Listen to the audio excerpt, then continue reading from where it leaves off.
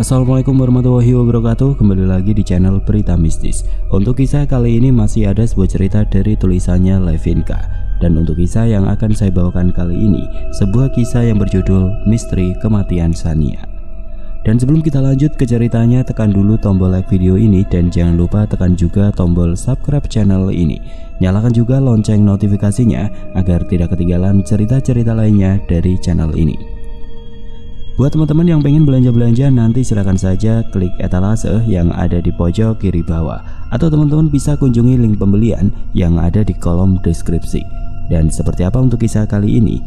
Langsung saja kita masuk ke ceritanya.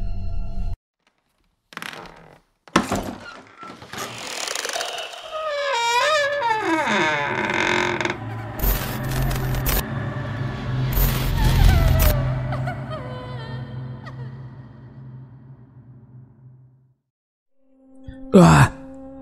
Suara pekikan terdengar nyaring saat aku baru saja membelokkan motor memasuki halaman kosanku. Dengan segera aku parkir motor metiku di sembarang tempat. Dari tempatku berdiri, kulihat banyak orang bergerombol. Entah apa yang terjadi di sana sebenarnya, tapi aku yakin pasti ada sesuatu yang tidak beres. Aku pun berlari ke arah kerumunan di depan sana. Tidak lagi aku pedulikan nasi bungkus yang tertinggal di motor. Terserahlah kalau akhirnya nasi ayam itu digondol kucing.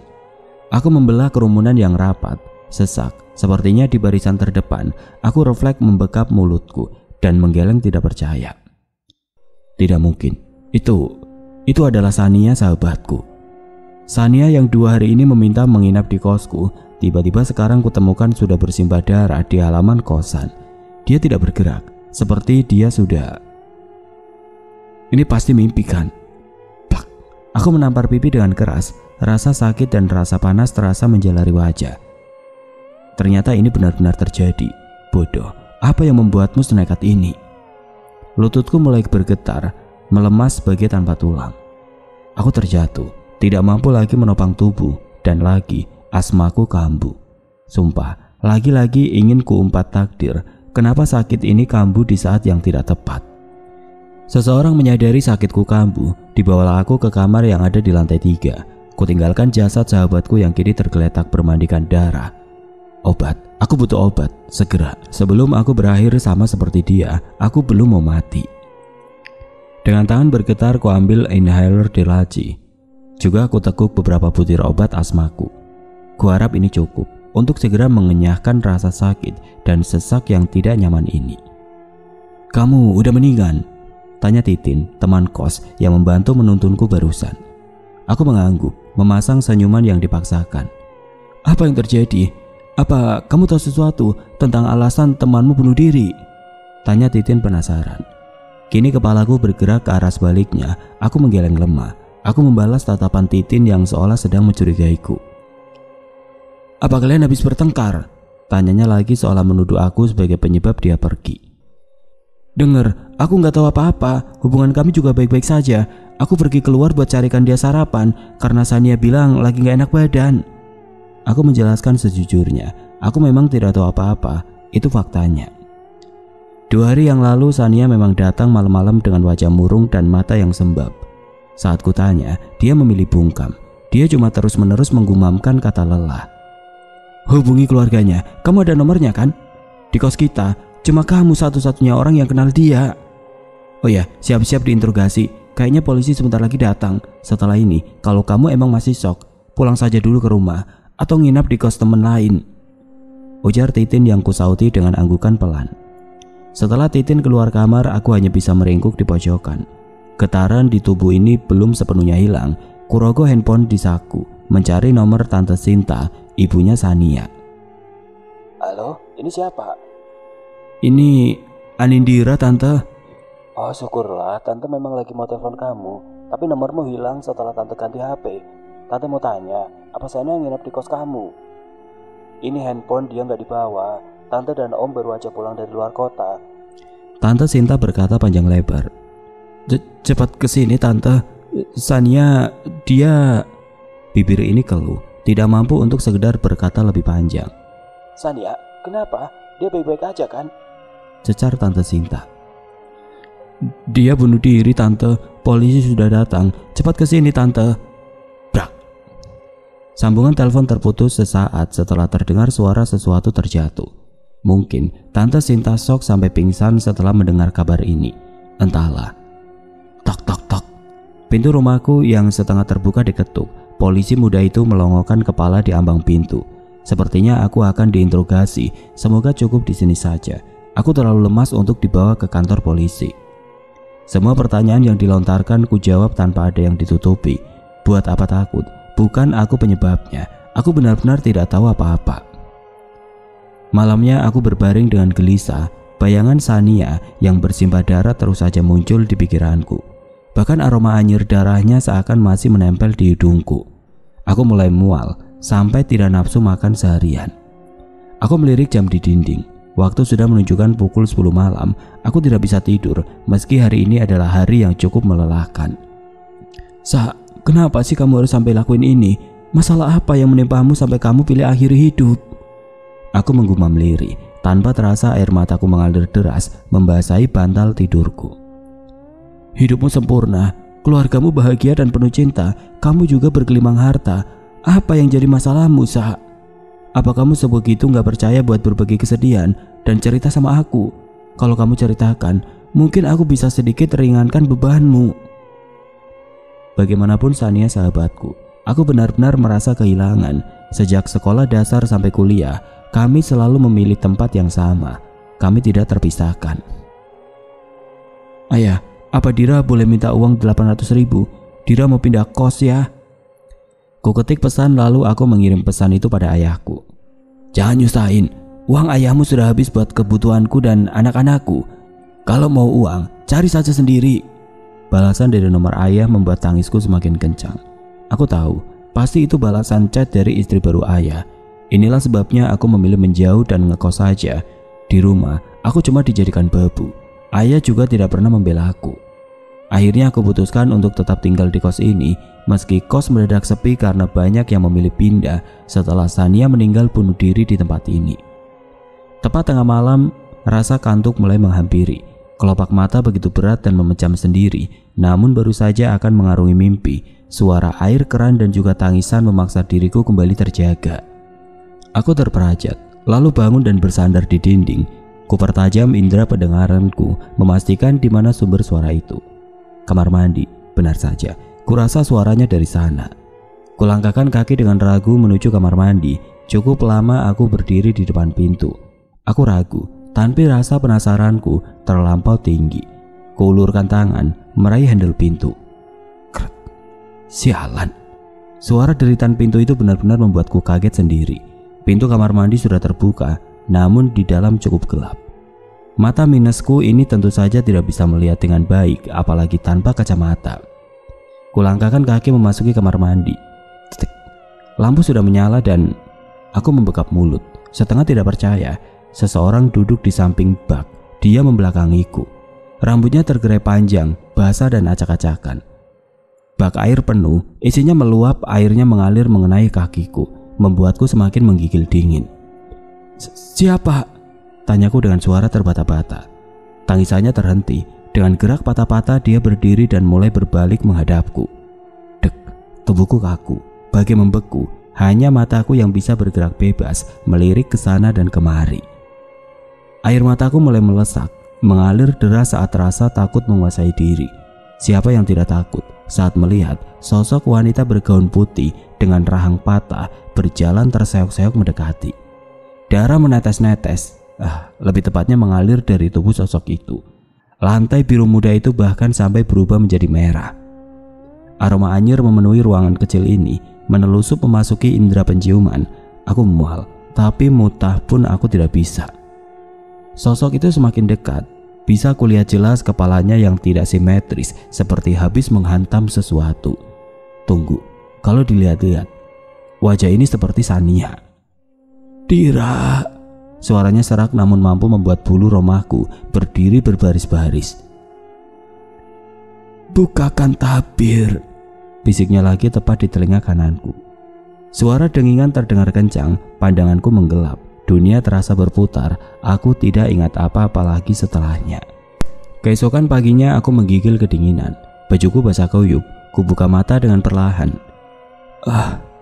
Aku meringis sebab rasa sakit kepala hebat mendera kepalaku. Sialan, punya kepala pusing, nggak punya kepala ngeri. Amit-amit, gumamku bermonolog. Kuedarkan pandangan ke segala arah.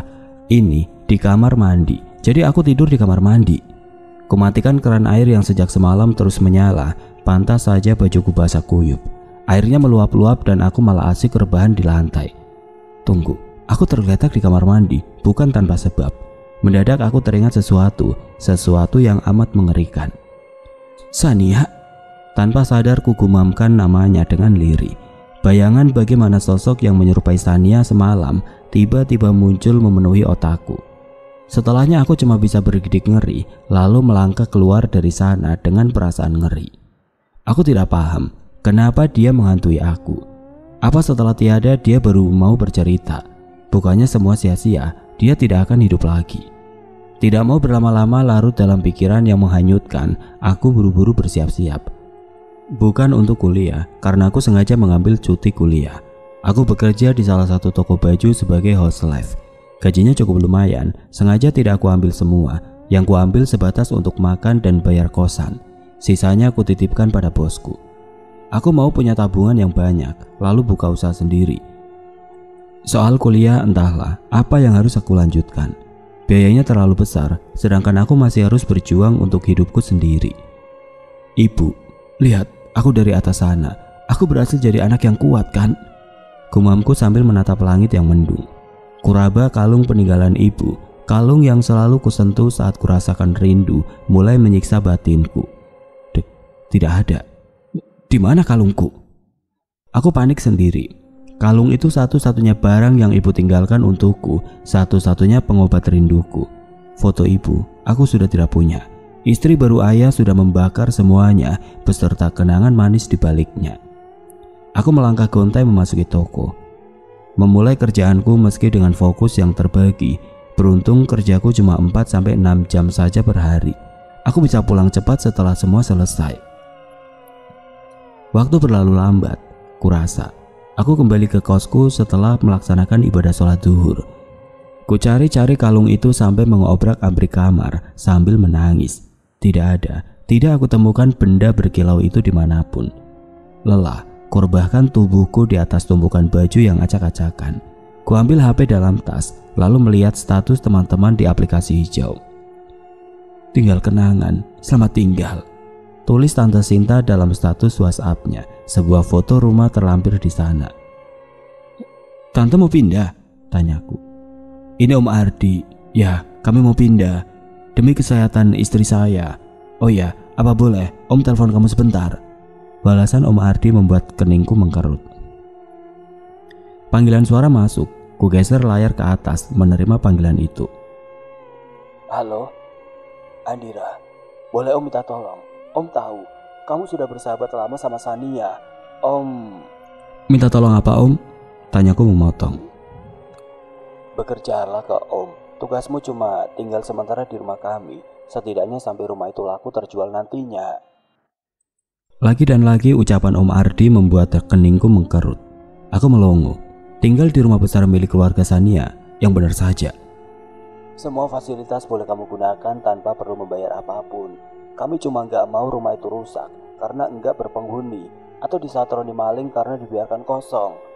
Om belum temukan orang lain yang cukup bisa dipercaya selain kamu. Di rumah itu ada banyak barang berharga yang saat ini belum bisa Om bawa. Lagi pula, Om bakal bayar kamu dengan layak. Om Ardi terus saja memohon. Dira, pikir dulu Om. Aku tentu perlu waktu buat berpikir. Lagi pula aku sungkan. Mana bisa asal terima saat diminta bekerja menjaga rumah sekaligus tinggal di rumah orang kaya. Menikmati semua fasilitas yang ada, apa aku layak mendapatkan ini semua? Tapi lumayan, selain jaga rumah dan dibayar, aku bisa menghemat biaya hidup kalau aku tinggal di sana. Aku nggak perlu mikirin buat bayar kosan, cuma mikirin makan saja. Disuruh tinggal gratis saja udah enak, apalagi ini dibayar pula. Batinku bersorak memaksa menjawab. Sedetik kemudian aku kembali ragu. Rumah itu menyimpan banyak kenangan Sania di setiap sudutnya. Aku berpikir, apa dia tidak akan menghantuiku di sana? Kenapa pula aku harus merasa takut dihantui seperti seorang penjahat yang bersalah? Bukannya aku cuma menjaga rumahnya biar enggak disatroni maling. Semasa hidup, kami ini bersahabat. Mana mungkin dia mengganggu aku lagi. Baiklah, setelah dipikir-pikir yang semalam itu bisa jadi dia cuma mau ucapkan salam perpisahan. Pikiranku terus saja ribut antara menjawab iya atau tidak. Tanpa mau pikir panjang lagi, ku ketik pesan dengan cepat. Dira bersedia om, kapan Dira harus mulai kerja? Tanyaku tanpa basa-basi. Besok, datanglah ke rumah, kuncinya om titipkan di warung kopi seberang jalan, balas Om Ardi. Keesokan sorenya, aku berdiri di depan gerbang rumah besar itu. Sunyi, ku keluarkan kunci untuk membuka gembokan di gerbang. Perlahan langkah kaki membawaku semakin dalam, menjelajahi halaman luas dari rumah yang tidak terhitung lagi berapa kali ku kunjungi. Sa, biasanya aku kesini buat ketemu kamu, tapi sekarang aku kesini tanpa ada kamu yang menyambutku. Aku rindu, Sa. Kamu jahat, kenapa kamu pergi secepat ini? Kamu curang. Kenapa kamu selalu paksa aku buat cerita semua masalahku, sedangkan kamu memilih memendam semuanya sendirian? Sahabat macam apa kamu, Sa? Masalahmu apa aja aku gak tahu. Maafin aku, Sa. Aku bahkan gak pantas disebut sahabat. Aku mengusap air mata yang mengalir. Hari mulai menggelap. Kuputuskan untuk segera masuk. Sepertinya hujan akan turun. Tampak jelas di atas sana gumpalan awan hitam yang berjajar. Angin berembus kencang, menggugurkan dedaunan dari pohon mangga besar itu. Aku yang masih berdiri di teras refleks menoleh saat mendengar derit ayunan besi itu. Ayunannya bergerak. Mungkin ketiup angin. Batinku mencoba menenangkan diri.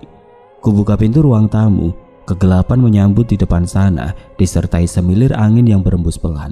Aku melangkah ragu, mengedarkan pandang mencari saklar lampu. Akhirnya ketemu juga. Kutekan sekali, lampu ruangan menyala seketika. Aku bernapas lega, setidaknya rumah ini tidak semenyeramkan tadi. Sejenak aku berdiri. Aku harus apa? Mungkinkah membersihkan debu? Tapi rumah ini sangat bersih. Setelah berkeliling dan tidak menemui apapun untuk dikerjakan, aku putuskan untuk memilih kamar. Aku ingat pesan Om Ardi. Dia bilang aku boleh pilih tidur di kamar manapun selain kamar utama. Setauku di rumah ini ada 6 kamar tidur yang siap ditempati. Kupilih kamar yang berada tepat di samping kamar Sania. Waktu berlalu cepat, malam sudah tiba menyapa. Aku merasa lapar, namun terlalu malas untuk sekedar keluar membeli makan. Setelah ku ingat-ingat, aku membawa 2 bungkus mie instan di tasku. Ku masak saja itu. Aku mulai berjalan menuju dapur mewah di rumah ini.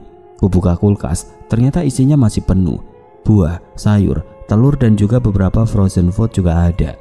Aku menekan dada yang terasa sesak saat melihat mangga muda yang belakangan menjadi buah favorit Sania. Aku kangen, Sa.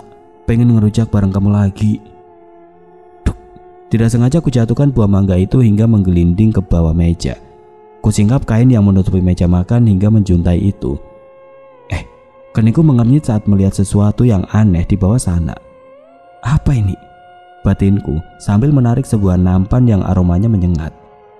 Kulihat ada berbagai macam bunga di sana. Bunga yang sudah mengering.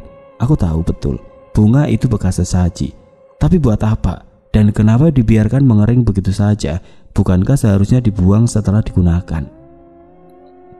Masa bodoh, aku sudah lapar. Sial, aku terlalu lama membiarkan mie instanku terendam sampai minyak mengembang. Kubawa semangkuk mie dengan potongan sosis itu, juga sebotol air ke dalam kamar. Entah mengapa aku merasa lebih aman berdiam diri di kamar. Sebab sendirian di luar kamar aku merasa seperti ada sesuatu yang mengawasi. Entah apa, entah siapa, mungkinkah itu Sania. Aktivitas makanku selesai dengan cepat. Aku meletakkan piring di dapur, hatiku tidak nyaman. Perasaanku was-was. Lagi-lagi aku merasakan bahwa aku tidak sendirian di rumah ini. Sudahlah, mungkin saja itu cuma perasaanku. Lebih baik aku tidur saja. Aku menepuk-nepuk perutku yang bengkak, lalu naik ke atas ranjang. Semoga rasa kenyang ini membuat aku lebih cepat terlelap. Aku mulai menarik selimut, memejamkan mata perlahan. Hampir saja aku terlelap. Namun saat aku hampir tertidur, aku mendengar suara lirih memanggil namaku. Dira. Suara itu seperti suara Sania, tapi lebih pelan, seperti berbisik. Aku terlonjak dan bangun seketika, melihat sekeliling dengan panik, tapi tidak ada siapa-siapa. Kuputuskan untuk melanjutkan tidur. Setelahnya mataku enggan ditutup. Aku ketakutan, merasa was-was sepanjang malam. Jelang subuh aku baru bisa memejamkan mata. Sudah seminggu aku tinggal di rumah ini. Tidak kusangka aku berani tinggal sendiri di rumah sebesar ini seorang diri. Ya, meski malam-malam akan terasa begitu panjang. Kuambil gawaiku, sebuah notifikasi membuat senyumku merekah. Mataku berbinar melihat isi pesan dari Om Ardi. "Ini gajimu bulan ini, Dira. Kalau keberatan dengan nominalnya, bilang saja, Om bisa tambahi lagi," ujar Om Ardi.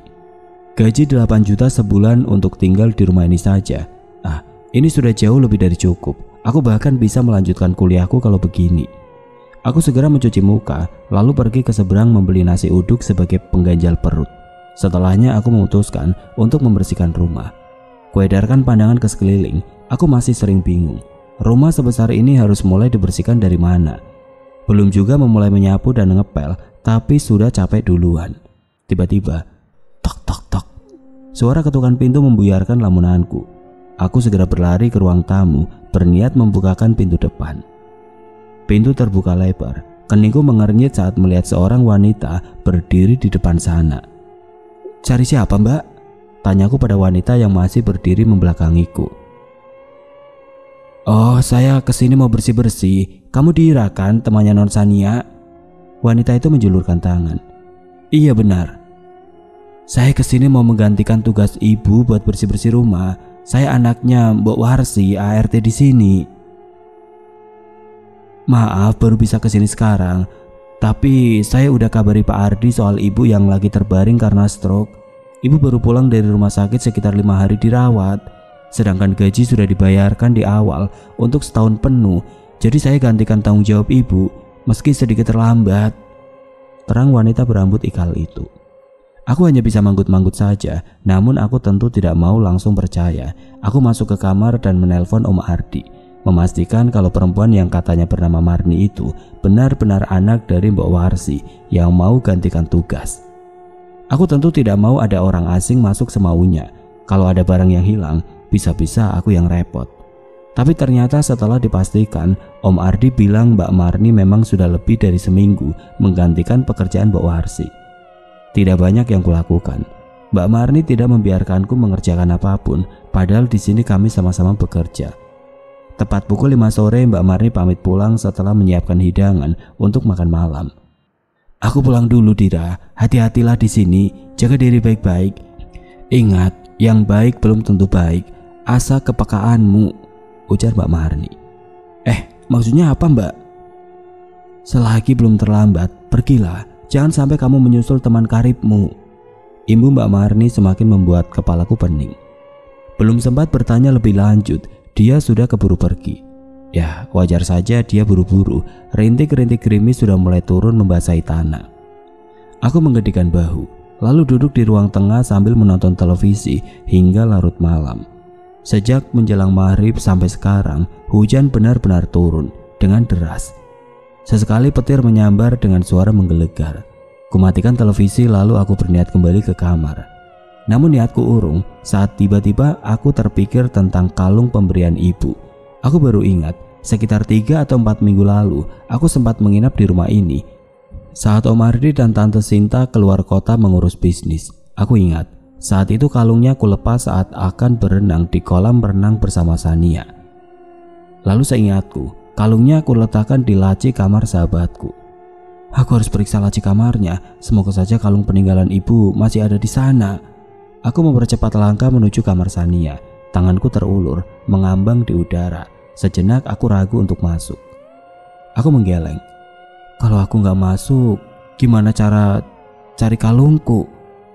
Kutekan handle pintu. Suara deritan pintu terdengar nyaring seiring pintu yang terbuka semakin lebar. Gelap, pengap, lembab, namun masih bisa kucium sisa-sisa aroma khas mendiang sahabatku ini. Kulangkahkan kaki semakin dalam, menuju ke sisi ranjang. Kubuka laci yang kuyakin di tempatku menyimpan kalung. Krak, tidak ada. Kalungnya tidak ada di situ. Aku mengusap wajah, kalut. Kuedarkan pandangan ke segala sisi. Lemari, mungkinkah Sania memindahkan barangku ke lemari? Aku bergegas mengecek lemari Sania. Bukan maksudku untuk lancang. Aku cuma mencari barang milikku tanpa mau mengambil apa-apa. Pandangan mataku langsung terkunci pada laci di dalam lemari. Kubuka laci itu dan ketemu. Aku bersorak kegirangan saat tahu benda kecil yang kucari ada di sana. Kurai benda berharga itu secepat kilat, lalu kupakai segera. Pandanganku kembali fokus ke dalam laci. Diari. Aku mengambil diari berwarna ungu muda itu. Kalau dia nggak mau cerita masalahnya ke aku, seharusnya dia tuliskan di buku ini, bukan? Batinku sambil membolak-balik buku di tangan. Kusambar buku itu lalu kubawa kembali ke kamar yang aku tempati. Ranjang besar nan empuk menunggu, tampak nyaman dan hangat. Aku naik ke ranjang menutup setengah tubuh dengan selimut, lalu mulai membuka lembar pertama diari milik Sania. Lembar pertama hanya berisikan biodata dirinya. Jajaran huruf terangkai rapi, sangat nyaman untuk dibaca. Berbeda jauh dengan tulisanku yang cenderung seperti bekas cakaran ayam. Aku tersenyum getir, mendadak rindu pada si pemilik buku ini. Kubuka lembar kedua, keningku mulai mengerut. Di lembar kedua tertempel foto keluarga Sania. Ada Om Ardi, Sania, dan Tante Sinta. Aneh, kenapa wajah Sania dicoret? Saat akan membuka lembar selanjutnya, tiba-tiba blep, lampu padam bersamaan dengan adzan maghrib selesai berkumandang. Kuletakkan buku, aku meraba-raba nakas mencari handphone. Ketemu, kuhidupkan flash di handphone, lalu kuintip keluar jendela. Rupanya pemadaman ini merata di daerah sini. Kuputuskan keluar mencari lilin. Sejenak aku bergidik saat melihat hamparan kegelapan yang mengelilingiku di sini. Aku takut. Pasti lilinnya ada di salah satu laci di depan sana. Aku pernah lihat Sania taruh lilin di situ. Aku menggumam pelan sambil melangkah cepat. Krak. Kubuka laci buffet TV. Benar, ada 3 buah lilin di sana. Kuambil satu, namun karena tergesa, lilin itu justru jatuh dari genggaman. Lilin itu jatuh menggelinding. Aku berjongkok mengambil lilin itu, tapi tiba-tiba telingaku menangkap sebuah suara di antara riuhnya suara hujan petir. Tap, tap, ser. Suara itu berasal dari depanku, seperti suara langkah kaki yang diseret. Aku meneguk saliva dengan kasar, sebab aku tahu di rumah ini aku cuma sendirian. Kuangkat wajah perlahan dan tampaklah sepasang kaki pucat yang kini kian dekat berjalan ke arahku. Pincang, langkahnya diseret, kakinya berdarah-darah. Badanku mulai gemetar, sebab yakin yang berdiri di depanku bukan manusia.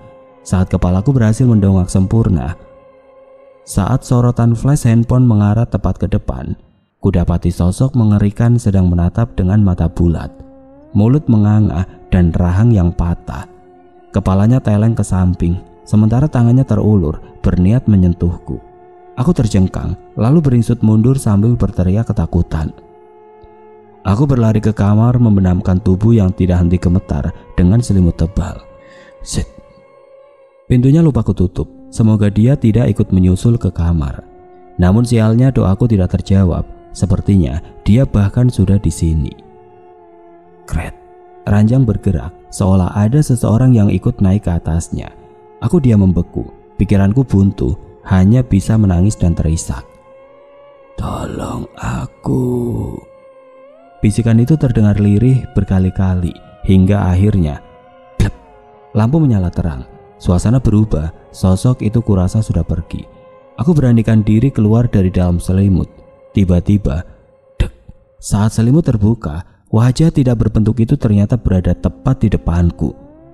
Tangan kurus itu memegang sisi kanan dan kiri pipiku. Aku tidak bisa lari. Dia semakin memangkas jarak, perlahan tapi pasti, dan dahi kami menempel.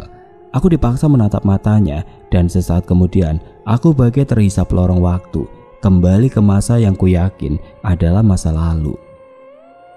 Berhentilah papa, mau sampai kapan papa jadi budak setan? Cecar Sania sambil menangis memegangi pipi yang memerah. Diam, aku begini juga demi kamu dan mamamu bisa hidup layak, bentak Om Ardi. Tapi kenapa harus berbuat sejauh ini, Pak?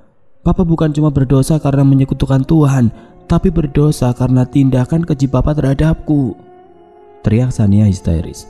Dia mengeluarkan benda pipi dari laci, lalu melemparkannya ke arah Om Ardi. Om Ardi berjongkok, mengambil benda itu. Wajahnya mengukir senyum. Bagus, berapa usia kandunganmu sekarang? Tanya Om Ardi pada Sania. Membuatku yang kini berdiri tanpa terlihat di ujung ruangan hanya bisa membekap mulut. Om Ardi mendekat. Tangannya terulur mengusap perut rata Sania. Tolong berhenti, Pak. Ini sudah ke-7 kalinya. Sania gak mau lagi hamil anak Papa. Liris Sania tergugu. Aku yang mendengar itu ikut menangis. Tidak, Sania. Untuk mendapatkan apa yang kita inginkan, memang harus ada yang dikorbankan. Lihat hidup kita sekarang. Hidup kita sempurna. Saut Om Ardi. Haruskah aku yang dikorbankan? Aku hancur, Pak. Aku hancur. Hidupku seperti di neraka. Papa yang harusnya melindungi aku malah merusak dan menghancurkan aku perlahan. Kenapa gak bunuh aja aku sekalian? Sentak Sania. Sebuah tamparan keras melayang ke pipi Sania lagi hingga tubuh rampingnya terhuyung. Papa gak memberimu izin untuk mati, saut Om Ardi ketus. Saat kandunganmu berumur 3 bulan, seperti biasa, Papa bakal ambil janin itu untuk persembahan. Menikah saja lagi, Pak. Kalau Mama gak bisa hamil lagi, cari perempuan lain buat mengandung anakmu, jangan aku. Tidak, Sania. Mereka lebih suka anak hasil hubungan terlarang ini untuk dijadikan persembahan. Jawab Om Ardi sambil berlalu pergi. Sementara Sania, kulihat sedang duduk sambil menjambaki rambutnya yang acak-acakan. Aku terperajat. Kini aku kembali ke masa sekarang. Apa yang baru saja kulihat, mungkinkah masa lalu Sania? Aku mengambil lagi buku diary yang sempat kuletakkan. Kubaca lembar demi lembar dengan mata berkaca. Bagi mereka, hidupku adalah surga. Nyatanya aku bagai di neraka. Papaku pengabdi setan, dan aku harus terlibat dalam setiap ritual anehnya. Aku dirusak oleh papaku sendiri. Aku dihancurkan keadaan, ingin lari, tapi terbelenggu. Berkali harus ku kandung benih terlarang. Aku harus apa? Tulis Sania di lembar diarinya. Kubuka halaman selanjutnya. Aku takut, merasa tidak aman di rumahku sendiri. Rumah megah ini sudah jadi sarang setan, juga jadi tempat berkumpulnya iblis berwujud manusia. Bagaimana bisa mereka membawa dan menguburkan mayat-mayat itu setiap malam purnama di halaman belakang rumah? Rumahku benar-benar seperti jadi tempat pemakaman massal. Tulis Sania lagi. Aku membekap mulut. Apa Om Ardi terlibat dalam sebuah sekte sesat? Kubuka lagi lembar selanjutnya. Ada sebuah foto halaman belakang. Tepatnya tidak jauh dari gudang penyimpanan barang tidak terpakai. Apa ini? Sania melingkari beberapa titik lokasi. Apa maksudnya? Gumamku menggaruk kepala. Dek, mungkinkah itu tempat dikuburkannya mayat-mayat? Aku harus mengeceknya. Aku keluar dari kamar dengan tergesa, masih sambil memegang buku itu. Namun langkah kakiku terhenti di ruang tengah, jantungku berdebar, melihat ke arah pintu depan yang terbuka lebar. Air hujan yang tertiup angin sampai masuk membasahi lantai. Takut jika ada maling, aku berjalan cepat menuju dapur. Mengambil teflon besar, lalu mengendap-endap kembali ke depan. Namun sepi, tidak ada siapapun. Mungkinkah aku hanya lupa menutup pintu? Aku berbalik namun, duk, tubuhku jatuh terjengkang karena menabrak sesuatu. Buku di tangan terlepas. Aku mengadu, lalu mendongak ke atas. Om Ardi, gumamku terbata. Tatapannya mengarah tajam pada buku yang halamannya terbuka, tepat di bagian yang ditempeli foto dengan banyak lingkar merah. Rahang Om Ardi mengetat. Kamu udah tahu ya? Tanya Om Ardi dengan ekspresi dingin. Tiba-tiba bibirnya mengukir senyum menyeringai. Anak sialan. Kenapa pula dia harus tulis hal gak penting dalam diari ini? Sudahlah, meninggalkan tugas. Aku jadi repot cari pengganti.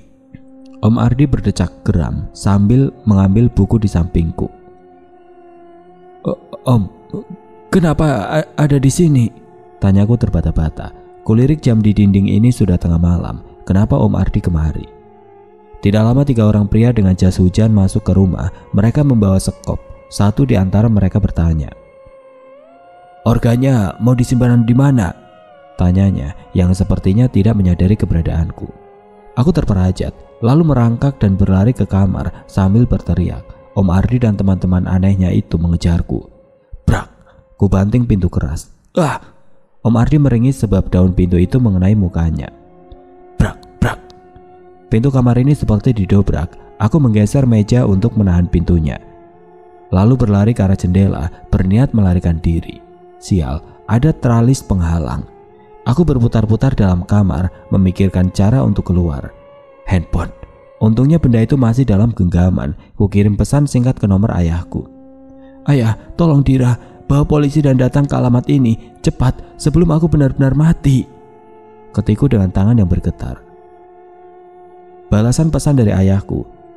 Jangan berakting, bilang saja mau ketemu ayahmu buat minta uang. Gak ada, sudah, jangan ganggu.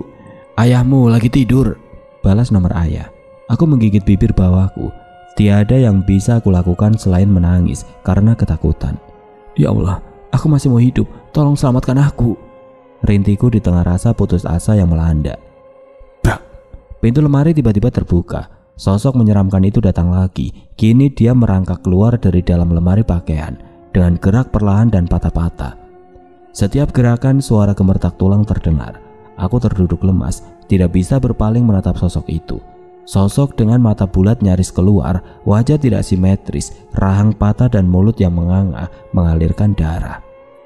Dia semakin dekat, sementara aku hanya pasrah. Sosok itu berbisik pelan. Pinjam tubuhmu untuk beri salam rindu pada ayah bejatku. Sosoknya melesat, menabrak tubuhku. Tiba-tiba, tubuhku tidak lagi ada dalam kendaliku. Meski kesadaran ini masih tersisa, bisa kurasakan langkah kaki yang membawaku mendekati pintu dengan terseok-seok. Ku tendang meja, dengan sekali tendang meja itu tergeser. Pintu terbuka, sementara para lelaki itu menunggu di depan sana. Dia tahu rahasia kita, sepertinya kita perlu habisi dia juga, lalu jadikan dia persembahan, usul Om Ardi. Aku terkepung, mereka berniat meringkusku. Sial, tubuhku kenapa malah diam saja, padahal ingin ku ambil langkah 1000. Satu pria mendekat dengan pisau di tangan, bersiap menikamku. Tiba-tiba tubuhku bergerak. Ku tangkis serangannya lalu ku tendang hingga 2 orang lain di belakang ikut terlempar jauh. Kini tinggal Om Ardi yang berdiri di depanku. Papa merindukanku, tanyaku dengan suara yang berbeda. Om Ardi tersentak. Sania. Aku mendekat dengan langkah tertati. Ku peluk lelaki bejat di hadapanku. Aku membencimu, Papa, ujarku yang kini dalam kendali Sania. Cerp. Kutusukkan pisau dalam genggamanku tepat di punggungnya. Om Ardi berteriak, melepas pelukan, lalu mengerang memegangi lukanya. Aku membencimu, Papa, ulangku lagi. Kini kuulurkan tangan, mencekik lehernya lalu melemparkan tubuh pria bejat itu hingga menghantam dinding. Om Ardi tidak sadarkan diri. Dek, tubuhku terhuyung saat merasakan sosok Sania keluar dari tubuhku. Bawa bukti yang kukumpulkan ke polisi, Dira. Mereka tidak akan bisa bergerak sementara waktu dengan tubuh yang terluka. Suara lirisannya terdengar entah dari mana. Aku bergegas berlari, meski tubuhku terasa remuk redam entah kenapa. Tubuhku menggigil terkena rintik hujan yang sudah tidak sederas tadi. Sepi, tidak ada satupun kendaraan yang lewat. Aku terus memacu kaki tanpa alas ini, berlari membelah hujan tengah malam. Setelah sekitar 40 menit berlari, aku sampai di kantor polisi terdekat. Kuserahkan buku diari bersampul tahan air itu pada polisi. Aku juga memberikan beberapa kesaksian tentang apa yang baru saja kualami. Tanpa menunggu lama, beberapa polisi yang berjaga langsung bergegas menuju rumah Sania. Sementara aku masih duduk di kantor polisi dan menenangkan diri. Beberapa hari berlalu sejak kejadian itu, Om Ardi dan beberapa rekannya ditangkap karena terbukti tergabung dalam sebuah sekte sesat yang banyak menghilangkan nyawa. Sekte sesat yang keberadaannya memang dicari, namun susah terendus karena minimnya bukti dan saksi. Kini satu persatu anggotanya berhasil diringkus dan dijatuhi hukuman seberat-beratnya. Halaman belakang rumah Sania digali sesuai titik yang ada di dalam foto di dalam diari, dan dalam proses itu ditemukan belasan mayat yang organ dalamnya sudah tidak ada. Itu tentu cukup jadi bukti penguat untuk memenjarakan para abdi setan itu. Aku mematikan televisi lalu merebahkan diri di kasur lamaku. Ya, aku kembali ke kosan sebelumnya. Lagi pula biaya sewanya masih tersisa untuk 2 bulan ke depan.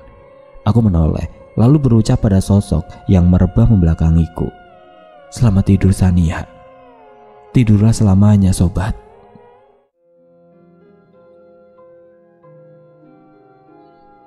Oke teman-teman, sekian untuk kisah kali ini. Bagaimana menurut kalian tentang kisah ini? Tulis komentar kalian di kolom komentar. Dan buat teman-teman yang baru bergabung, jangan lupa untuk like, comment, share, serta subscribe channel ini. Dan nantikan kisah-kisah horor berikutnya tetap di channel Berita Mistis. Wassalamualaikum warahmatullahi wabarakatuh.